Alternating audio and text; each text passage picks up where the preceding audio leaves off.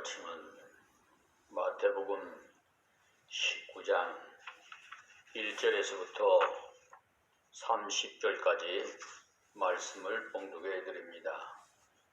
예수께서 이 말씀을 마치시고 갈릴리에서 떠난 요단강 건너 유대 지경에 이르시니 큰 무리가 쫓거늘 예수께서 거기서 저희 병을 고치시더라. 바리새인들이 예수께 나와 그를 시험하여 가로되 사람이 아무 연고를 물론하고 그 아내를 내어버리는 것이 옳으니까? 예수께서 대답하여 가라사대 사람을 지으신 이가 본래 저희를 남자와 여자로 만드시고 말씀하시기를 이러므로 사람이 그 부모를 떠나서 아내에게 합하여 그 둘이 한 몸이 될지니라 하신 것을 읽지 못하였느냐?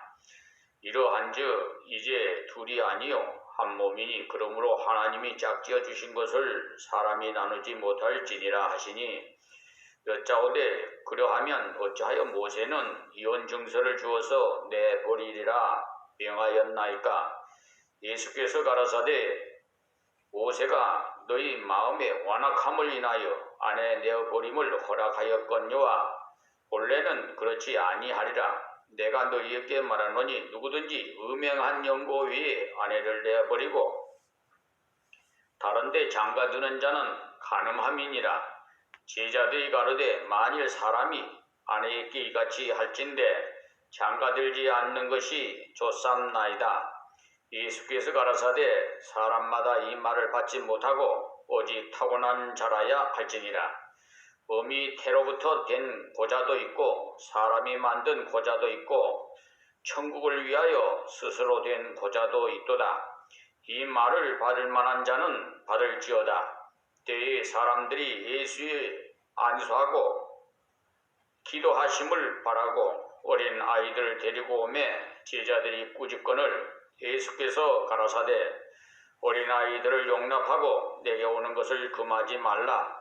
천국이 이런 자의 것이니라 하시고 저희 위에 안수하시고 거기서 떠나시니라. 어떤 사람이 주께 와서 가로되 선생님이여 내가 무슨 선한 일을 하여야 영생을 얻으리까? 예수께서 가라사대 어찌하여 선한 일을 내게 묻느냐? 선한 이는 오직 한 분이시니라. 네가 생명에 들어가려면 계명들을 지키라 가로되 어느 계명이오리까? 예수께서 가라사대 살인하지 말라, 간음하지 말라, 도둑질하지 말라, 거짓 증거하지 말라, 네 부모를 공경하라, 네 이웃을 네 몸과 같이 사랑하라 하신 것이니라. 그 청년이 가로되 이 모든 것을 내가 지켰사오니 아직도 무엇이 부족하니까? 예수께서 가라사대 네가 온전하고자 할진대 가서 네 소유를 팔아 가난한 자들을 주라. 그리하면 하늘에서 보화가 네게 있으리라. 그리고 와서 나를 쫓으라 하시니 그 청년이 재물이 많음으로 이 말씀을 듣고 근심하며 가니라. 예수께서 제자들에게 이르시되 내가 진실로 너희에게 이르노니 부자는 천국에 들어가기가 어려우니라. 다시 너희에게 말하노니 약대가 바늘귀로 들어가는 것이 부자가 하나님의 나라에 들어가는 것보다 쉬우니라 하신데 제자들이 듣고 심히 놀라 가로되 그런즉 누가 구원을 얻을 수 있으리까? 예수께서 저희를 보시며 가라사대 사람으로는 할 수 없으되 하나님으로서는 다 할 수 있느니라. 이에 베드로가 대답하여 가로되 보소서 우리가 모든 것을 버리고 주를 쫓아 싸우니 그런즉 우리가 무엇을 얻으리까?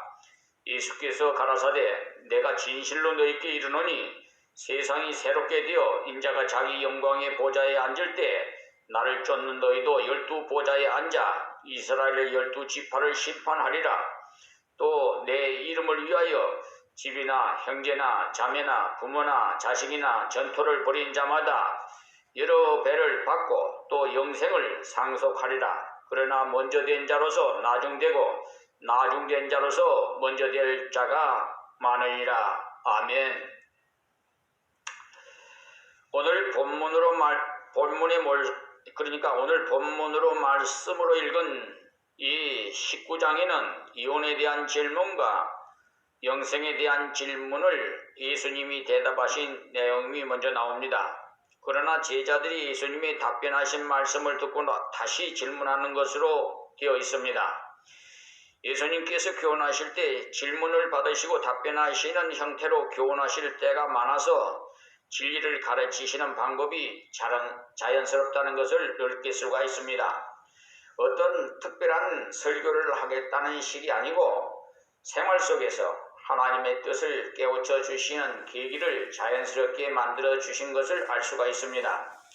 그러니 우리도 어떤 귀에 특별한 설교 듣는 것도 중요하지만 평범한 생활 속에서 하나님의 뜻을 따라 걸어가는 것이 얼마나 중요한가를 알 수 있습니다. 그래서 오늘 말씀의 제목도 평범하게 질문자들에게 하나님의 뜻을 밝혀주신 그리스도라고 붙여봤습니다. 예수님께서는 진정 몰라서 하는 질문이나 시험기 위한 질문하는 자들에게 대해서는 진지하게 대하셔서 하나님이 원하신 근본적인 뜻을 가르쳐 주셨습니다. 예수님 앞으로 많은 사람들이 모여들었습니다. 그들 중에 진리를 참으로 알고 싶어서 갈망하는 마음으로 질문하는 자들도 있었고 시험하기 위해서 질문하는 자들도 있었습니다. 이혼에 대해서 질문하는 자들을 보면은 예수님을 딜레마에 빠뜨려야겠다는 속셈이 있었음을 짐작할 수가 있습니다. 모세는 이혼을 허용했는데 당신은 어떻게 하라고 하시겠습니까? 라든지 21장에 나오는 가이사에게 세금을 바쳐야 옳습니까? 바치지 않는 것이 옳습니까? 7 형제와 다 결혼한 여자가 천국에서는 누구의 부인이 됩니까? 라는 질문을 대부분 시험기 위한 질문입니다. 간혹 보면은 순수하게 진리를 깨닫기 위해서 질문한 것도 있었지만 예수님을 시험하기 위해서 질문한 것이 더욱 많습니다. 그런 자들에게 주님을 순종하기 위해 진리를 알아야 할 것을 일깨워 주십니다. 질문을 들어보면은 일부러 문제를 만들어서 골탕을 먹이려고 하는지 진심에서 나온 질문인지 대개 알 수가 있습니다. 질문하는 자는 어떤 태도를 하든지 질문을 받는 분은 진지하게 대답해야 합니다.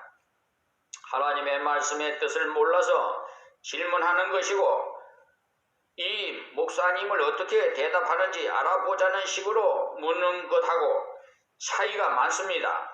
성도는 진실한 태도로 말씀을 알고자 하여서 사역자에게 묻는다면 귀한 일입니다. 그러나 어느 유명한 분에게 자기가 배워서 알고 있는데 이 목사님은 어떻게 그것을 알고 있을까 해서 시험적으로 묻는 사람도 있는데 그런 식으로 질문하는 것은 바람직하지 못합니다.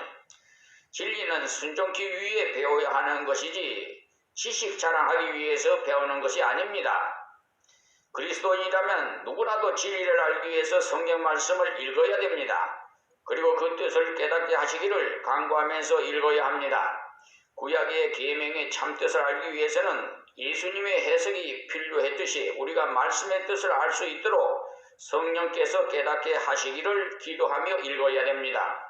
물론 주석을 읽어보면 공부하는 방법도 있겠지만은 하나님께서 깨닫게 하시지 않으면 문자적으로야 어느 정도 문장을 분석하기도 하고 시제에 관한 것도 알 수가 있습니다. 그러나 무엇을 말씀하시려고 그런 말씀을 주셨는지에 대한 하나님의 의도를 제대로 깨닫지 못하는 경우가 너무나 많습니다. 성경 공부는 많이 했지만 엉뚱한 소리 하는 사람들이 있어요. 그런 경우는 대개가 겸손하지 않기 때문에 말씀을 공부할 때 기도로 하나님께 의존하지 않으니 하나님께서 참뜻을 그에게 보여주시지 않았기 때문입니다. 예수님께서 비유로 말씀하신 이유도 받고자 하는 자에게는 쉬우면서도 깊이 깨닫게 하시고자 교만한 자들에게는 가리워지게 하시기 위해 비유로 말씀하셨다고 누가복음 8장 9절에서 10절에 말씀하셨습니다. 그러니 성도인 우리가 말씀을 연구하는 것이나 그 말씀의 뜻을 깨닫고자 기도하는 것은 어떻게 그 말씀을 바르게 순종할까? 말씀대로 복종해야 하겠는데 그 뜻을 확실히 알고 복종을 해야겠다는 이런 심정으로 기도하면서 말씀을 대한다면 쉽게 깨달을 수가 있다는 말씀입니다. 그러니 말씀을 깨닫고자 하는 그 목적은 언제나 말씀을 따라 굴복하기 위해서라야 합니다.